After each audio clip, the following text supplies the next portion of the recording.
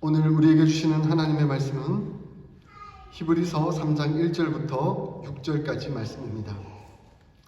신약성경 355페이지 히브리서 3장 1절부터 6절까지 말씀 저와 더불어 함께 교독하겠습니다.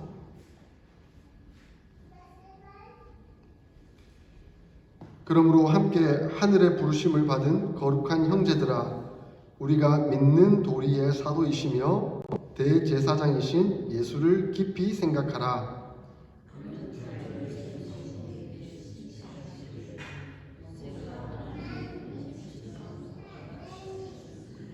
그는 모세보다 더욱 영광을 받을 만한 것이 마치 집 지은 자가 그 집보다 더욱 존귀함 같으니라.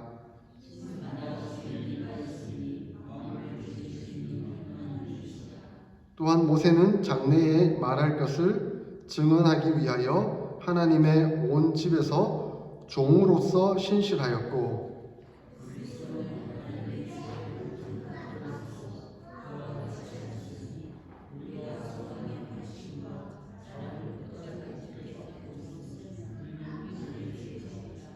아멘. 히브리서 말씀을 계속해서 살펴보고 있습니다. 예수님은 하나님이시지만 참 사람으로 이 땅 가운데 오셨습니다.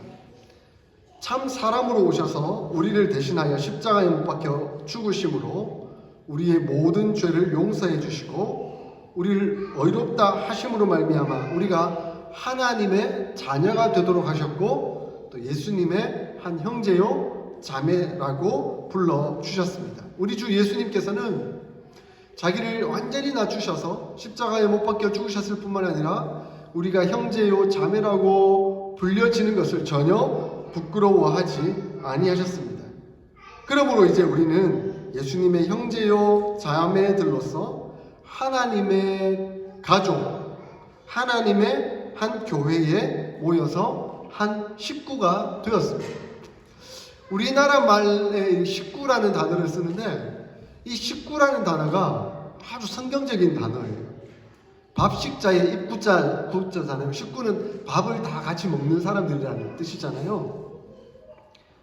그와 마찬가지로 우리가 하나님으로 부름을 받아서 식구가 된 거예요. 그래서 하나님께서 베푸신 식탁에 둘러앉아 예수님을 생명의 떡으로, 예수님을 생명의 물로 먹고 마시며 교제하며 살아가는 우리들로 부름을 받았다는 거예요.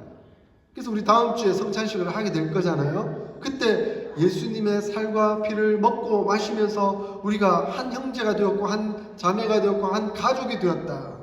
예수 그리스도의 은혜로 말미암아 그것을 기념할 수 있는 것입니다.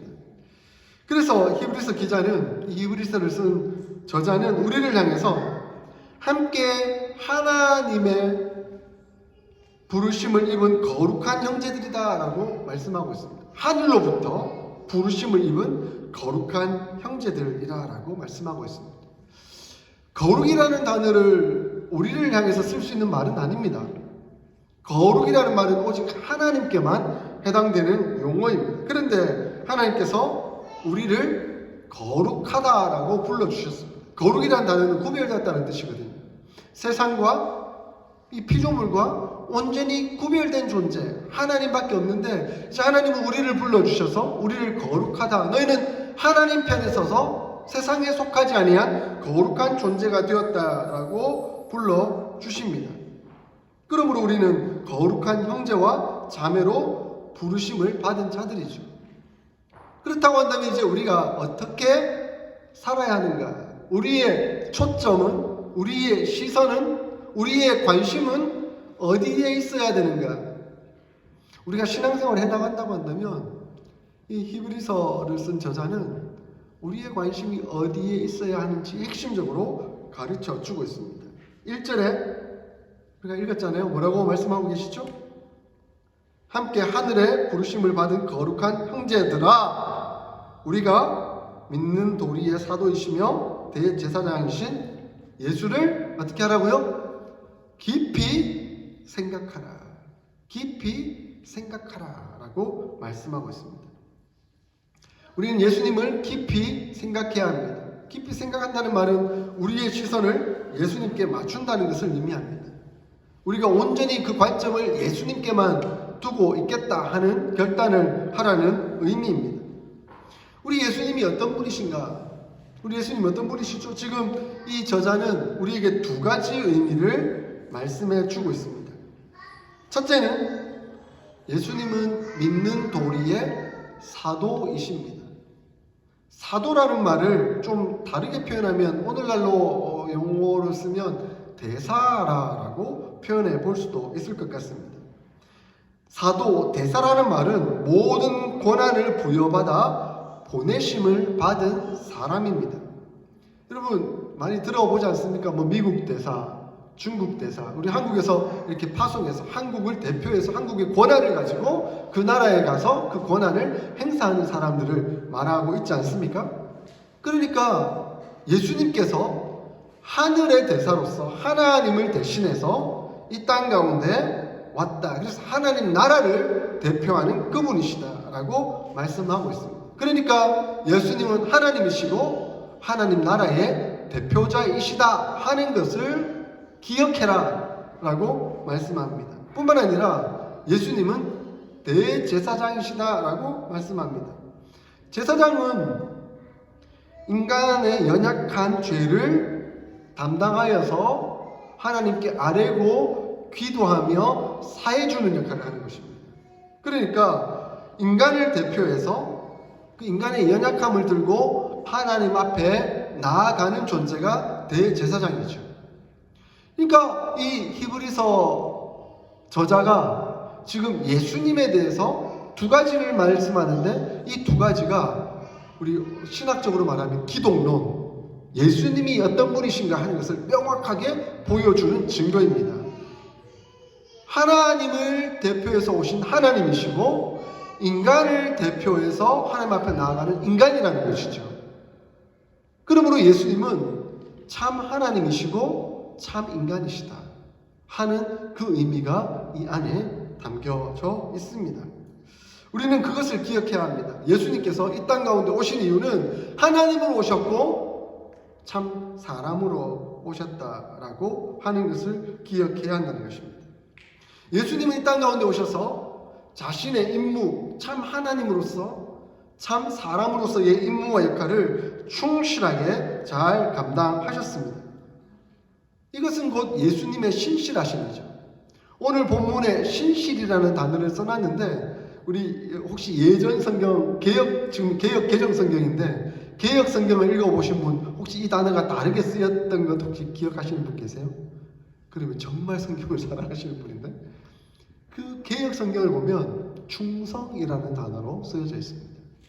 그러니까 예수님은 신실하셨고 그 신실이라는 의미가 결국은 충성이라는 단어로 해석할 수 있다는 것이죠. 예수님은 하나님께로부터 부름을 받은 존재로, 보냄을 받은 존재로 그 맡겨진 임무와 사명을 신실하게 충성스럽게 잘 감당해내신 분이시다 하는 것을 소개하고 있습니다. 예수님께서 이러한 충성을 잘 감당하셨다는 것을 설명하기 위해서 이 히브리서 저자는 모세의 역할을 가지고 와서 비유로 삼고 있습니다. 2절을 보시면 모세가 나오는데 모세는 하나님의 집, 곧 구약 성경을 배경으로 보면 하나님의 성막을 짓는 일꾼으로 사용을 받은 사람입니다. 뿐만 아니라 이스라엘 백성들 전체를 이끌어내어서 하나님 앞에 서게 하고 하나님 앞에 예배 드리도록 만든 존재이죠. 애굽으로부터 이스라엘 백성들을 나오게 만들어서 하나님의 나라, 하나님의 가족을 만드는데 매우 중요한 역할을 담당했던 사람입니다. 그리고 그 중심에 하나님의 임재를 상징하는 성막을 만들어 두고 하나님과 동행하며 나아가도록 이끌었던 리더의 역할을 했던 사람이 바로 모세인 것이죠. 그런데 3절에서 히브리서 저자는 그 예수님은 이 모세보다도 더욱 영광을 받을 만한 분이십니다 라고 주장합니다. 왜냐하면 사실 집보다는 그 집을 만든 존재 자체가 더 위대하고 우월하고 영광스럽기 때문에 그렇습니다. 여러분, 성막을 지었는데 그 성막보다는 그곳에 임재하는 하나님이 더 중요하지 않습니까? 성막은 하나의 집이고 껍데기일 뿐입니다. 그것에 임재하시는 하나님의 역사가 더 중요한 것이죠. 그래서 성막을 보면서 성막 중요하네. 그것보다는 성막을 보면서 하나님을 생각하는 것이 더 중요한 문제입니다. 저거 모세가 지었지? 성막보다는 모세가 지었다는 사실을 기억하는 것이 한편으로는 더 중요한 문제이기도 합니다. 그런데 모세는 하나님의 성막을 지은 것이지만 이 천지 만물, 우주 이 자체를 만드신 존재가 있다라고 말씀합니다. 누구시죠? 우주 만물을 창조하신 분, 바로 하나님이십니다. 근데 그 하나님은 삼위일체로 존재하시는데 그 두 번째 위는 바로 우리 주 예수 그리스도이십니다. 그래서 요한복음 1장 1절부터 3절까지를 제가 읽어드리겠습니다. 태초에 말씀이 계시니라. 이 말씀이 하나님과 함께 계셨으니 이 말씀은 곧 하나님이시니라. 그가 태초에 하나님과 함께 계셨고 만물이 그로 말미암아 지은 바 되었으니 지은 것이 하나도 그가 없이는 된 것이 없느니라. 태초에 말씀 예수 그리스도 계셨는데 그분으로 말미암아 만물이 있게 되었고 그 모든 만물이 그가 아니고서는 있을 수가 없다라고 말씀하고 있습니다. 이 세상을 집으로 생각한다면 이 집을 지으신 존재 그분이 가장 영광스럽고 우월하시다 하는 것을 말씀하고 있습니다. 한 5년 전에 그러니까 2017년이죠. 종교개혁 500주년을 기념해서 제가 청년들을 데리고 유럽의 종교개혁지 탐방을 갔었습니다. 체코 프라하에 갔더니 그 프라하에 엄청난 성당들이 있는 거예요. 와, 얼마나 멋지고 어마어마한지. 중세시대에 기중기도 없고 수학이나 물리나 이런 것들이 크게 발달하지는 못했을 텐데 그 시기에 이런 어마어마한 건물을 어떻게 지었을까? 깜짝 놀랐습니다. 그 건물을 보면서 감탄했죠. 그런데 더 중요한 것은 그 건물을 지은 사람들이 정말 탁월하다는 거예요. 우리 지원이가 이제 건축학도인데 이제 그것을 지어내는 능력을 이제 길러가고 있지 않습니까? 아치가 딱 있는데 돌들을 쌓아서 이 아치를 만드는데 어떻게 저게 안 무너지는지 신기한 거예요. 저렇게 높이 저렇게 크게 만들어놨는데 근데 그것을 만들어낸 자체 존재가 얼마나 위대하고 영광스러운가 하는 것을 생각해 볼 수 있습니다. 아마 히브리서 저자는 생각하지 않았겠습니까?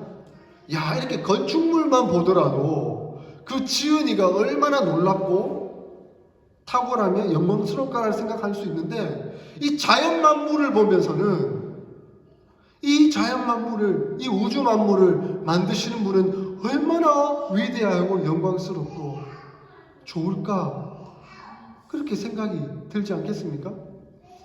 요즘 이렇게 영화나 그 재난 영화들이 많이 나오죠. 그리고 지구의 온도가 1도씩만 올라가도 지구에 많은 동물들이 멸종하게 될 것이다. 그리고 한 4, 5도만 올라가면 인간도 거의 멸종 위기에 다다를 것이다. 이렇게 이제 설명이 나오고 있잖아요. 자연 환경을 보면서. 저는 가끔 상상을 해봅니다. 와, 지구가 자전을 하고 있고 태양 주변을 돌고 있는데 만약에 이 태양 주변을 돌고 있는 궤도가 뭔가 어그러져 가지고 잘못돼 가지고 지구가 태양 가까이 가버린다든가 아니면 태양으로부터 멀리 떨어져 버린다든가 하면 어떻게 될까? 조그마한 1도의 각도만 벗어나도 엄청난 문제가 생길 텐데 이게 어떻게 될까? 좀 상상해 보셨습니까? 태양 조금만 가까이 가면 우리 인류는 다 멸종할 거예요. 더워서 타 죽을 겁니다. 만약에 조금만 태양으로부터 멀리 떨어지게 되면 인류는 멸종할 겁니다. 다 얼어 죽을 거예요. 이게 섭리고 역사입니다. 상상하면 할수록 소름이 끼쳐요.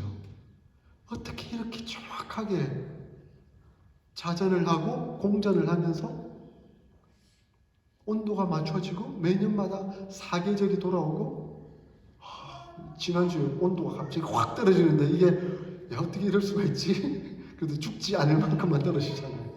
그죠? 이것이 바로 하나님의 섭리이고 역사입니다. 어떻게 이렇게 정확하게 건축할 수 있을까요? 어떻게 이렇게 정확하게 맞춰서 돌아가도록 만들 수 있을까요? 이 광활한 우주, 하나님이 아니고서는. 그래서 우리 위대하신 주님을 찬양할 수밖에 없는 것이죠. 그 위대하신 주님을 바라볼 수밖에 없는 것이죠. 그 위대한 주님의 영광을 우리는 소리 높여 노래할 수밖에 없는 것이죠. 모세는 그 가운데 쓰임을 받은 하나님의 성막을 짓는 종이었다고 한다면, 예수님은 하나님의 아들로서 상속자로서 이 세상을 창조하신 창조자이십니다. 뿐만 아니라 하나님의 아들로서 역할을 신실하게 충실하게 잘 감당하셔서 본인이 직접 십자가에 못 박혀 죽으셨습니다. 죽으심으로 말미암아 그 목적에 합당하게 우리를 거룩한 존재라고 부르시고 하나님의 자녀라고 말씀해 주시고 예수님의 형제요 자매라라고 부끄러워하지 아니하며 불러주셨습니다. 이 얼마나 감사한 일입니까? 그리고 하나님의 집이라고, 하나님의 가족이라고 우리 교회를 세우시고 불러주셔서 우리가 서로를 보며 한 형제요 한 자매요 라고 서로 위로하고 교제하고 기도하고 섬기며 함께 살아가고 있는 것이죠. 이 놀라운 하나님의 축복, 은혜가 우리에게 임했습니다. 예수님이 참 사람으로 오심으로 말미암아. 이 놀라운 하나님의 말씀, 곧 진리, 이 사실을 이제 우리가 깨닫기를 간절히 원합니다. 그리고 이 사실을 알았다고 한다면 이제 은혜의 능력이 성령 하나님의 역사로 말미암아 이제 우리를 통해서도 또한 드러나게 됩니다. 사랑하는 성도 여러분, 히브리서 저자는 예수님이 하나님의 사도로 그리고 우리의 제사장으로 세워졌다라고 말씀하고 있습니다. 그리고 모세가 또한 그 역할을 하기 위해서 하나님의 선지자로서 그리고 사람의 제사장으로서의 역할을 감당했다라고 말씀하고 있습니다. 이제는 그 임무와 역할이 우리에게 넘어오고 있습니다. 그래서 사도 베드로는 너희는 왕같은 제사장이요 거룩한 나라가 하나님의 소유된 백성이니 하나님의 거룩한 도를 세상에 펼쳐가기 위한 선지자의 역할을 하기 위해서 불렀다라고 말씀하고 있잖아요. 우리가 왕이요 제사장이요 선지자라는 것을 또한 우리에게 말씀해 주고 있습니다. 예수님의 그 사역의 임무 그리고 모세의 그 사역의 임무가 또한 우리에게 위임이 되었습니다. 모세가 하나님의 집을 건설하였던 것처럼 예수님이 하나님의 교회를 세우시고 하나님의 교회를 위하여 피 흘리시고 또 움직여 가셨던 것처럼 이제는 우리로 하여금 교회를 이루고 교회를 세워 나가도록 말씀하십니다. 사랑하는 성도 여러분, 우리는 하나님의 선지자입니다. 우리는 하나님의 제사장입니다. 우리는 교회를 세우고 교회를 맡아서 함께 이루어 나아가야 하는 사람들입니다. 우리가 그것을 맡은 존재들입니다. 자, 맡은 자들에게 구할 것은 무엇입니까? 맡은 자들에게 구할 것은 무엇입니까? 예, 고린도전서 4장 2절에 사도 바울은 맡은 자들에게 구할 것은 충성이니라 라고 말씀하셨습니다. 충성이를 다른 말로 하면 신실함, 변함없이 하나님 앞에 한결같은 마음으로 나아가는 것, 이렇게 말씀하고 있습니다. 그래서 4장 1절에 우리가 마땅히 그리스도의 일꾼이요 하나님의 비밀을 맡은 자로 여길지어다. 그 역할을 맡았다고 한다면 우리가 구할 것은 충성이어야 한다라고 말씀합니다. 그러므로 우리는 모세처럼 예수님처럼 사도로서 선지자로서 하나님의 말씀을 충실히 전하는 사람이 되어야 하겠습니다. 우리는 하나님 편에 서서 세상 사람들로 하여금 하나님은 살아계십니다. 하나님은 이 우주 만물을 창조하시고 운행해 가고 계십니다. 하나님의 집이 바로 이곳입니다. 하나님이 당신을 원하고 계십니다. 그렇게 주의 복음의 말씀을 증거하며 살아야 합니다. 이것이 선지자의 임무입니다. 뿐만 아니라 우리는 제사장입니다. 제사장으로서 하나님의 긍휼, 하나님의 사랑을 전해야 할 임무가 우리에게 있습니다. 제사장은 연약한 인간의 죄를 가지고 하나님 앞에 나아가는 사람입니다. 그러므로 우리 주변에 연약하고 불쌍하고 죄 많고, 아니 우리도 그렇죠.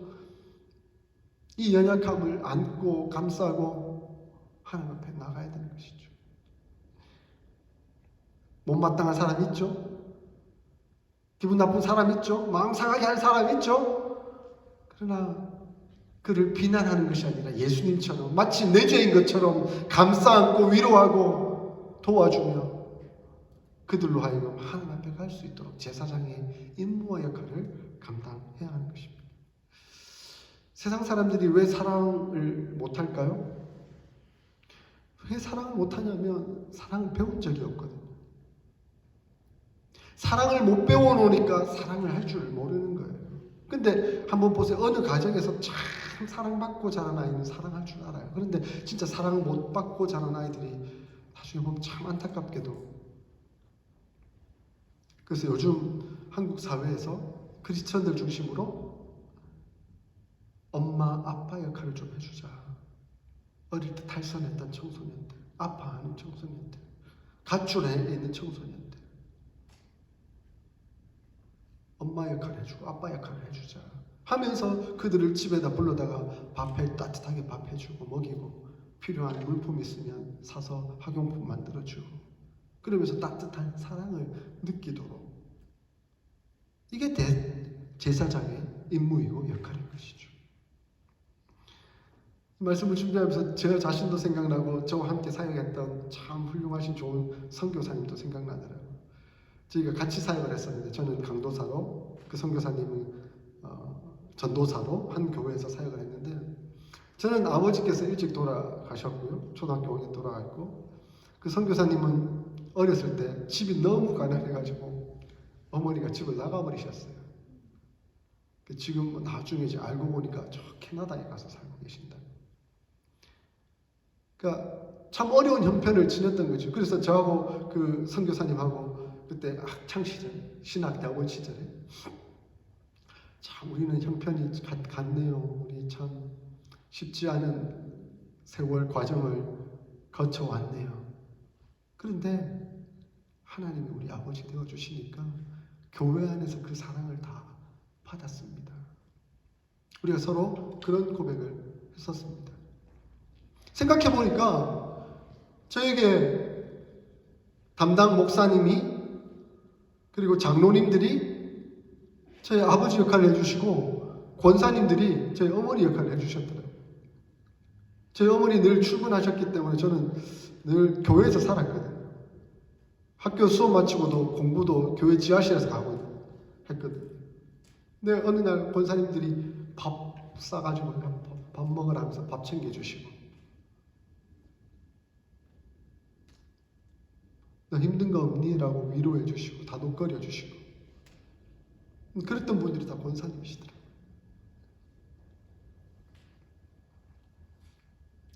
그래서 칼빈은 교회가 성도의 어머니입니다. 교회가 성도의 어머니입니다. 교회는 제사장의 임무와 역할을 감당해야 한다는 것을 말씀하고 있습니다. 사랑하는 성도 여러분, 예수님이 그렇게 하셨고 모세가 그렇게 했던 것처럼 우리 또한 선지자와 제사장의 역할을 감당하며 나아가야 하겠습니다. 우리가 무엇을 하는가 하는 것도 중요한 일이지만 우리가 누구이고 어떠한 존재가 되어야 하는지 하는 것 또한 매우 중요한 문제입니다. 그래서 이브리서 기자는 너희가 누구인가 오늘 본문 마지막 절에 선언을 하고 있습니다. 한번 6절 볼까요? 6절 마지막 같이 읽겠습니다. 우리는, 거기서부터 같이 시작. 우리는 그의 집이라. 찾으셨어요? 다시 한번 읽겠습니다. 시작. 우리는 그의 집이라. 이제 나 자신을 향해서 한번 선포해 볼까요? 나는 그의 집이라. 나는 그의 집이라. 그는 누구신가요? 하나님이시고 예수 그리스도이시죠. 고린도전서 3장 16절 여러분 잘 아시는 말씀이죠. 너희가 하나님의 성전인 것과 하나님의 성령이 너희 안에 거하시는 것을 너희가 알지 못하느냐. 누구든지 하나님의 성전을 더럽히면 하나님이 그 사람을 멸하시리라. 하나님의 성전은 거룩하니 너희도 거룩하니라. 사도 바울은 이제 우리에게 선언을 합니다. 너희가 하나님의 성전이다. 하나님의 집이다. 성령이 너희 안에 거하시는 것을 너희가 기억하고 살아가야 한다라고 말씀합니다. 우리는 하나님의 집입니다. 그러면 우리는 계속해서 하나님의 집으로 지어져 가야 합니다. 거룩해져 가야 하는 것이죠. 성령으로 말미암아 성화되어져 가야 하고 성령의 열매를 맺으면서 인격적으로 성숙되어 가야 합니다. 이러한 존재적 삶을 살아가야 합니다. 이러한 존재적 삶을 살아가기 위해서 히브리서 기자는 두 가지를 요청합니다. 6절에 같이 한번 읽읍시다. 6절 시작. 그리스도는 하나님의 집을 맡은 아들로서 그와 같이 하셨으니 우리가 소망의 확신과 자랑을 끝까지 굳게 잡고 있으면 우리는 그의 집이다. 어떻게 하면 우리가 그의 집이라고요? 우리가 소망의 확신과 자랑을 끝까지 굳게 잡으면 조건을 달고 있습니다. 우리가 끝까지 붙잡아야 할 것이 두 가지가 있습니다. 하나는 소망이고 또 하나는 자랑입니다. 근데 소망도 자랑도 답은 같죠. 우리의 소망은 누구이십니까?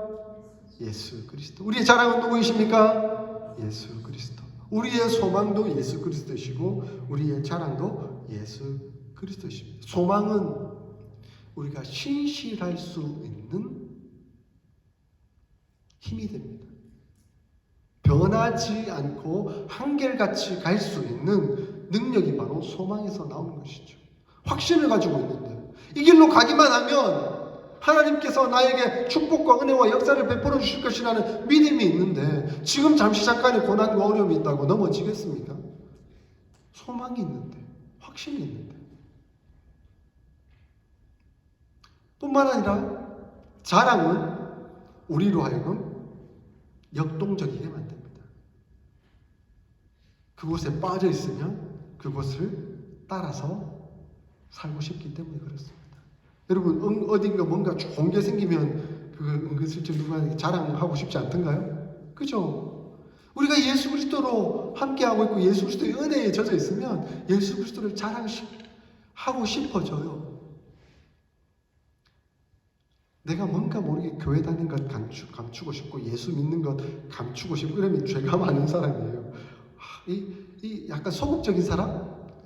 내가 혹시 이런 모습 보임으로 말미암아 예수님의 영광이 가려질까 봐 두려워서 늘 자기를 감추는 사람? 그나마 다행인지 몰라도 그건 참 부끄러운 일입니다. 더 적극적으로 나서야죠. 나는 예수님 때문에 행복합니다. 나는 예수님 때문에 만족합니다. 나는 예수님 때문에 내 생이 즐겁습니다. 감사합니다.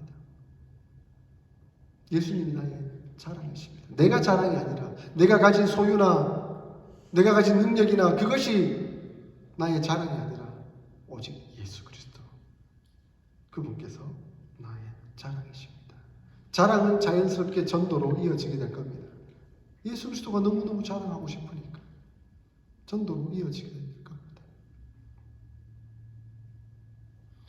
그러므로 우리는 예수 그리스도를 바라보아야만 합니다. 사랑하는 성도 여러분, 저와 여러분 모두가 한결같이 예수 그리스도를 바라볼 수 있기를 소원합니다.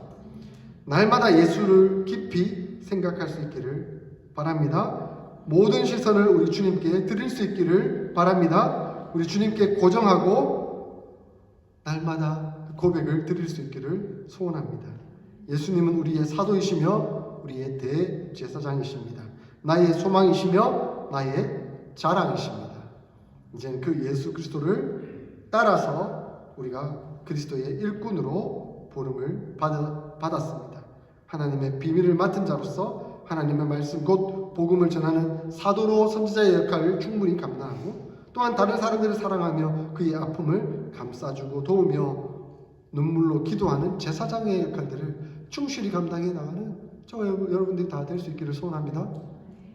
잠시 세상에 주어진 그 임무와 사명이 무엇인지도 모르고 방황하고 지 맘대로 살다가 천국 가는 것이 아니라 우리를 부르신 보내신 분명한 목적 알고 그 목적을 따라 충성스럽게 신실하게 살다가 천국에서 영광스럽게 하나님을 만나 뵙고 기쁨과 은혜를 누릴 수 있는 저와 여러분들이 다 될 수 있기를 주의 이름으로 축원드립니다. 아멘.